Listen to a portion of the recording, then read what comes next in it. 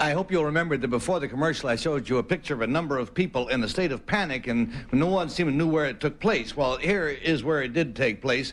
It was on a bridge, specifically the Brooklyn Bridge or the Great Bridge. And our next guest is the author of this book, and he can tell us about that great day of panic and indeed the entire fascinating story of the building that was frequently called the eighth wonder of the world. So let's meet that gentleman now, the author.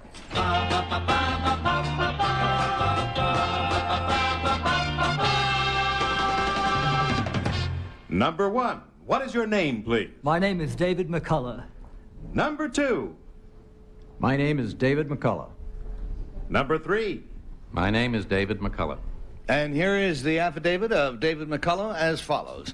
I, David McCullough, have written a book of the greatest engineering accomplishment of its age, the building of the magnificent Brooklyn Bridge. Completed in 1883 after 14 years of work, this fabled suspension bridge has been the subject of more paintings, engravings, and photographs than any man-made structure in America. Some people like to jump off the bridge. Others purportedly sold it. Frank Sinatra and Gene Kelly danced on it, and it furnished the setting for Maxwell Anderson's great play, Winterset. Let's look at some pictures of the bridge.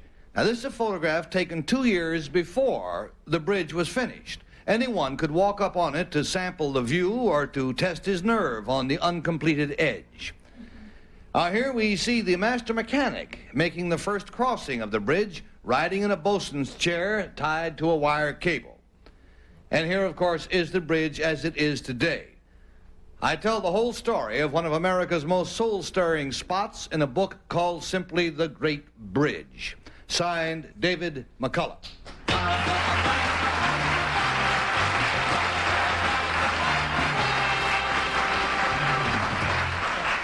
And wildly enough, Bill Cullen was the first one to say, hey, I bet that's a Brooklyn Bridge. Yeah, well, it just looked bridgy.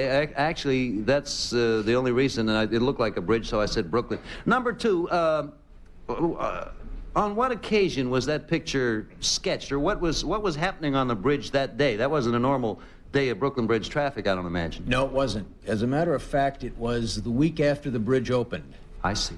And there are many causes given for that kind of thing that happened, but apparently there were 4,000 people on the bridge that day, and it was a holiday called Memorial Day. It was a week after the bridge opened. And people, some young children were walking up the stairway to the walk, and apparently began to rush and pretend like something was happening, and they caused some trouble. There are 3 or 4 explanations, but that's the one that usually people agree on. Okay, number three, the architect or the civil engineer who designed the bridge, what was his name? John A. Roebling. And where was he while the bridge was being built, number 3? He was dead. Number 1, who completed the Brooklyn Bridge? His son, Arthur Roebling. Wow, what questions and what answers. Kitty. Number 3, who built the Golden Gate Bridge? An engineer named Strauss. Number 2, was this considered the most ambitious engineering job in the world when it was finished? Yes. Number 1, how long was it?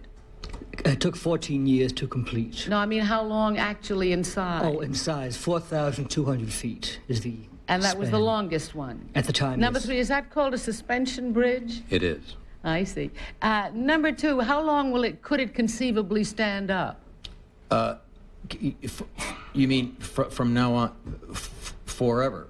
I see. Now, I say that when I say guardedly, there is nothing wrong with the bridge. Thank God. And we doubt very much if anything will ever happen to it. I see. But don't hold that against me, please. Number 1, what...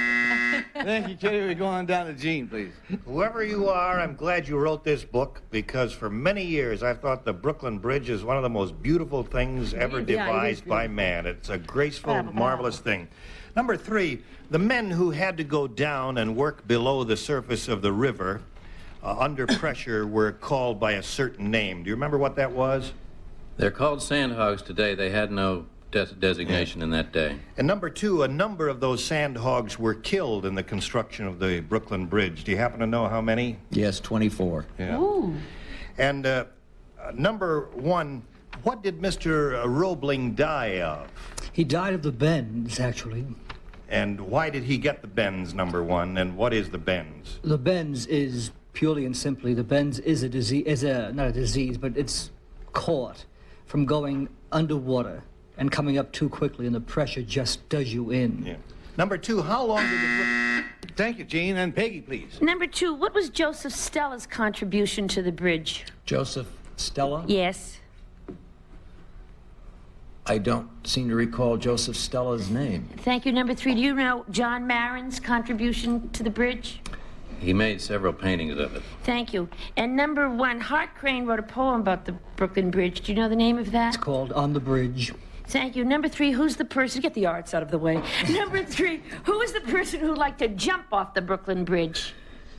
The most famous person is Steve Brody, but he never did it. Oh, he didn't? Oh, rats. No. Number 1, what subway goes over... This is more my style. What subway goes over the Brooklyn Bridge? The BMT, Brooklyn Manhattan Line. That's right. Number... Other people take the subway too, Peggy. You're only supposed to know about chips. Number 2, who lives in those little houses that are down the across the Brooklyn Bridge? Those little kind of cute places. That Well- would make a good apartment. As a matter of people, I once lived in one of them. You lived in one? Yes. Oh, wow. All right, there goes the bell. And it is no longer time for questioning, it's time for decision.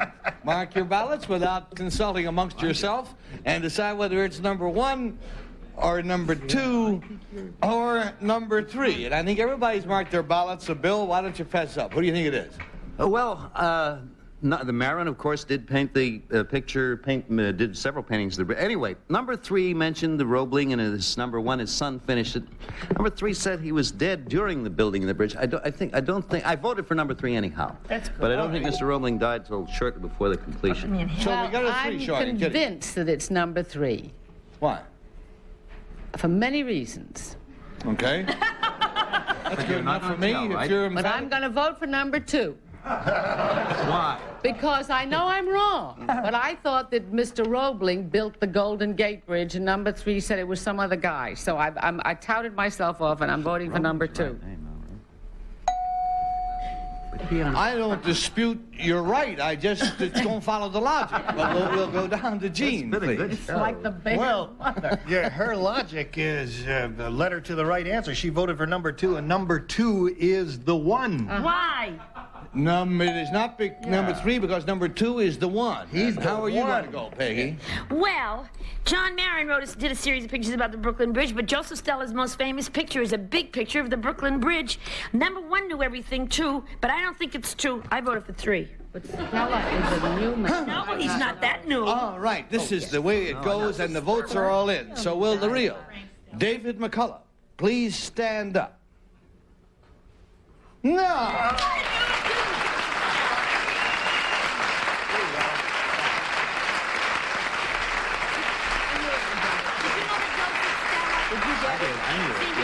Mr. McCullough, we'll be back to you in a moment. Let's find out about your friends. Number 1, tell us about yourself. What your name is, what you do? All right, my name is Jack Farrell. I have a party planning and escort service here in Manhattan.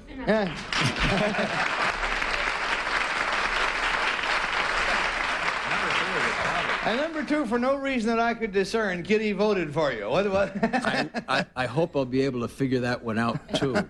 What is your real My name? What name do you is do? Royal O'Brien, and I have a firm called Concepts for Total Design. We do offices and hospitals and work like that. Whatever it is, you're going to be successful. I hope so.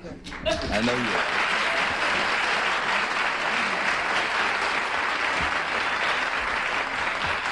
Now, we already know, Mr. McCullough, that you've written this marvelous book about the Brooklyn Bridge over the river, and that you have written a superb book called The Johnstown Flood, also to do with water. And now you have another book coming out. What's it about? The Panama Canal. A water fixation. It's a fascinating book. I recommend it to everybody. Yeah. And thank you very much, David McCullough and gentlemen, for being with us on the Tell the Truth.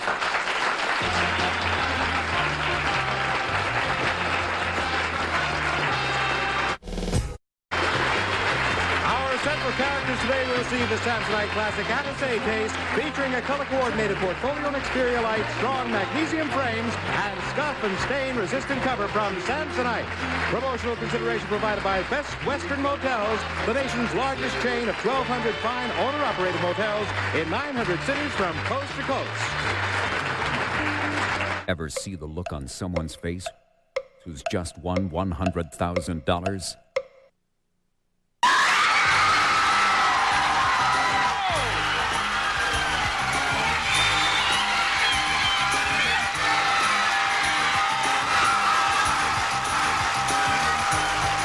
You want drama? Watch this game show, The $100,000 Pyramid with Dick Clark, today at 5 Eastern, 2 Pacific, only on Game Show Network.